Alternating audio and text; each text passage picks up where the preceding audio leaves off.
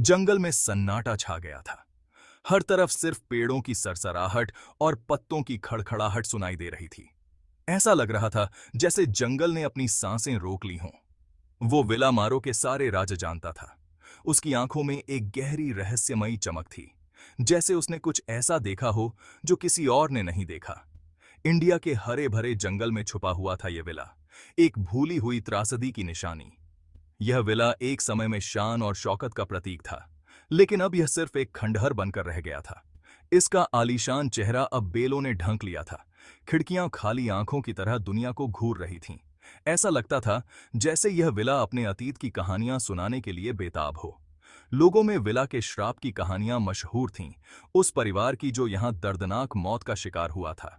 हर कोई इस जगह से दूर रहने की सलाह देता था, लेकिन फिर भी कुछ लोग अपनी जिज्ञासा को रोक नहीं पाते थे। कहते हैं उनकी आत्माएं आज भी इन गलियारों में भटकती हैं, उस सुकून की तलाश में जो उन्हें कभी नहीं मिलेगा। इन आत्माओं की कहानियां सुनकर ही लोगों के रोंगटे खड़े हो जाते थे। विला मारो सिर्फ एक खंडहर नहीं था, ये एक चेतावनी थी। एक ऐसी चेतावनी जो लोगों को बताती थी कि कुछ जगहों को अछूता छोड़ देना ही बेहतर होता है। एक खौफनाक याद दिलाता था कि कुछ जगहों को अछूता छोड़ देना ही बेहतर होता है। यह विला एक ऐसी जगह थी जहां जाने से पहले लोग 100 बार सोचते थे। फिर भी कुछ लोग ऐसे भी होते हैं जो अंधेरे की तरफ खींचे चले जाते हैं, जिज्ञासा या शायद अनजान की प्यास से मजबूर। वे लोग जो रहस्यों को उजागर करने की चाह रखते हैं, वे इस विला की ओर खींचे चले आते थे। क्लारा, एक जवान पत्रकार जो सच्चाई की खोज के लिए मशहूर थी, उन लोगों में से एक थी। उसकी आंखों में एक अलग ही चमक थी, जैसे वह किसी बड़े रहस्य को उजागर करने के लिए तैयार हो। अपने कैमरे और सच्चाई की प्यास के साथ उसने वहां कदम रखने की हिम्मत की जहां दूसरे डरते थे। वह जानती थी कि यह बलि के साथ विला सिर्फ एक खंडहर नहीं, बल्कि इस सी बल्कि एक कहानी थी जो दुनिया को सुनाई जानी चाहिए। नमी और सड़न की गंध से भरी हवा में क्लारा विला के पास पहुंची। उसके कदम धीमे हो गए, लेकिन उसकी आंखों में दृढ़ता थी। वह जानती थी कि यह सफर आसान नहीं होगा। उसकी रीढ़ की हड्डी में सिहरन दौड़ गई। उसे वापस जाने की चेतावनी दे रहा था उसका मन, लेकिन उसकी जिज्ञासा और सच्चाई की खोज ने उसे आगे बढ़ने के लिए मजबूर किया। लेकिन उसका इरादा पक्का था। वह जानती थी कि अगर वह पीछे हट गई तो वह कभी भी इस रहस्य को उजागर नहीं कर पाएगी। वो अब तक बहुत आगे आ चुकी थी, परछाइयों और फुसफुसाहट से डरने के लिए नहीं। उसकी हिम्मत और दृढ़ता ने उसे आगे बढ़ने के लिए प्रेरित किया। विला मारो में एक कहानी छिपी थी, और क्लारा उसे दुनिया को बताने की जिद पर अड़ी थी। वह जानती थी कि यह कहानी सिर्फ एक रहस्य नहीं, बल्कि एक सच्चाई थी जिसे दुनिया के सामने लाना जरूरी था। इस सिमाता को सिग्गी को साहा थी। जंग लगे लोहे के दरवाजे कराहते हुए खुले, मानो सदियों की नींद के बाद किसी ने उन्हें जगाया हो। यह आवाज इतनी पुरानी और गहरी थी कि ऐसा लगा जैसे समय खुद पीछे मुड़कर देख रहा हो। क्लारा अंदर दाखिल हुई। उसके कदमों की आहट उस सन्नाटे में गूंज रही थी, मानो वह किसी प्राचीन रहस्य को उजागर करने जा रही हो। हर कदम के साथ उसके दिल की धड़कन तेज हो रही थी। सूखे पत्तों के चरमराने की आवाज सन्नाटे को चीरती हुई गूंज रही थी। ये आवाज उस वीरान जगह की कहानी कह रही थी जहां कभी जीवन की हलचल हुआ करती थी। जंगल और करीब आ गया, मानो वह भी इस रहस्य का हिस्सा बनना चाहता हो। पेड़ों की शाखाएं हवाओं में झूम रही थीं, जैसे वे भी क्लारा का स्वागत कर रही हों। हवा उत्सुकता से भर गई। यह हवा न केवल पेड़ों के बीच से गुजर रही थी, बल्कि क्लारा के मन में भी एक अजीब सी बेचैनी भर रही थी। उसने एक गहरी सांस ली, मानो वह इस जगह की हर एक कहानी को अपने अंदर समेट लेना चाहती हो। उसकी सांसों में उस जगह की पुरानी यादें और रहस्य घुल गए थे। उसका हाथ सहज ही अपने गले में लटके कैमरे की तरफ बढ़ गया। ये कैमरा उसकी आंखें और कान था, जो हर एक पल को कैद करने के लिए तैयार था। विला का इंटीरियर हमेशा की तरह धुंधलके में डूबा हुआ था, जैसे वह अपने अंदर के सारे रहस्यों को छुपाकर रखना चाहता हो। हर कोने में अंधेरा और धूल की परतें थीं। सूरज की रोशनी धूल और मकड़ी के जालों की परतों को भेदने के लिए संघर्ष कर रही थी। यह रोशनी उस जगह की पुरानी यादों को उजागर करने की कोशिश कर रही थी। फफूंदी और सड़न की गंध से हवा भारी थी, मानो वह भी इस जगह की कहानी का हिस्सा हो। यह गंध उस जगह की पुरानी यादों और दुखों को बयां कर रही थी।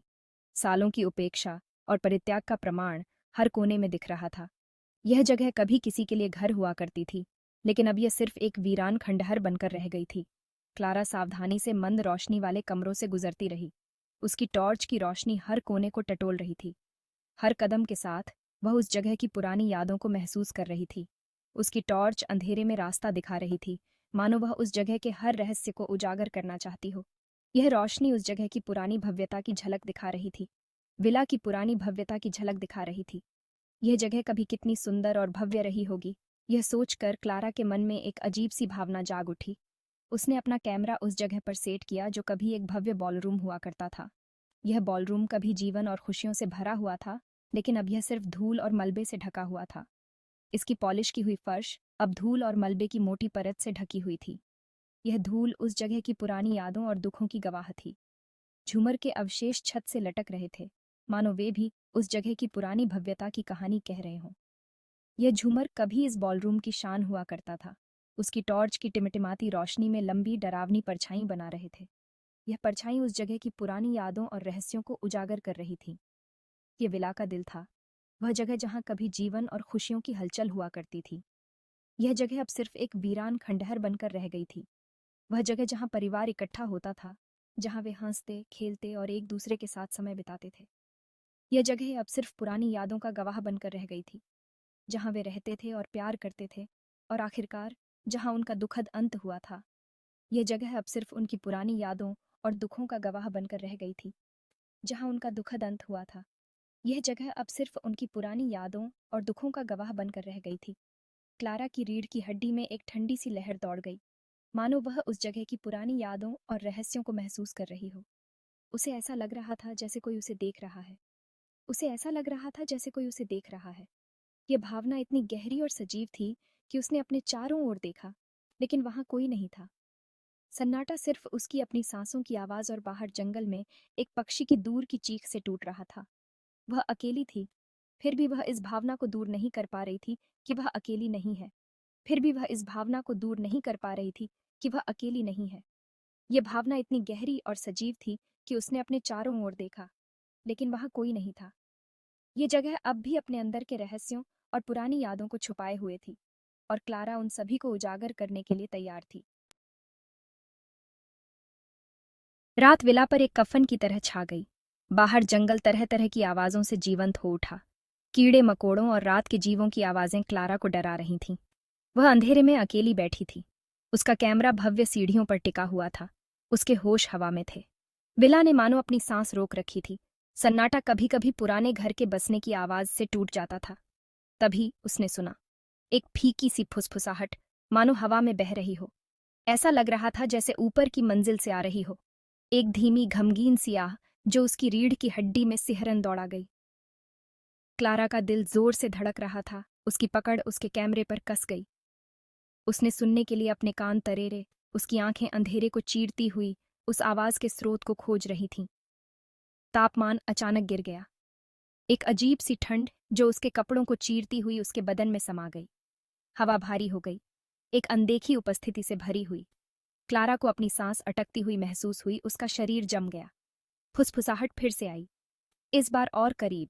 एक नाम जो सुनने में मुश्किल से आ रहा था। क्लारा का खून ठंडा हो गया। वह अकेली नहीं थी, विला जाग गया था। भव्य सीढ़ियों के नीचे एक सफेद धुंध जमा होने लगी, जैसे किसी रहस्यमयी शक्ति ने उसे बुलाया हो। यह धुंध धीरे धीरे गहरी होती गई, मानो किसी अनदेखी दुनिया का द्वार खोल रही हो, घूमती और आकार लेती हुई। धुंध ने अजीबोगरीब आकृतियां बनानी शुरू कर दीं, जो किसी प्राचीन कथा के पात्रों की तरह लग रही थीं। क्लारा डर के मारे देखती रही, क्योंकि धुंध एक औरत के भूतिया रूप में बदल गई। उसकी आंखें चौड़ी हो गईं और दिल की धड़कन तेज हो गई। उसने एक सफेद रंग का गाउन पहना हुआ था, जो हवा में लहराता हुआ लग रहा था, मानो किसी पुराने समय की राजकुमारी हो। उसके लंबे काले बाल उसकी पीठ तक बिखरे हुए थे। बालों की लटें हवा में तैर रही थीं, जैसे किसी अदृश्य हाथ ने उन्हें सहलाया हो। उसका चेहरा पीला और खींचा हुआ था, जैसे उसने सदियों से कोई खुशी नहीं देखी हो। उसकी त्वचा पर एक अजीब सी चमक थी, जो उसे और भी भयानक बना रही थी। उसकी आंखें एक गहरे दुख से भरी हुई थीं, जो क्लारा की आत्मा को चीरता हुआ निकल गया। उन आंखों में एक कहानी थी, एक दर्दनाक अतीत की कहानी। सफेद औरत, जैसा कि क्लारा ने उसे तुरंत बुलाया, चुपचाप कमरे से गुजर गई। उसकी हरकतें इतनी नाजुक थीं कि मानो वह हवा में तैर रही हो। उसके पैर जमीन को नहीं छू रहे थे।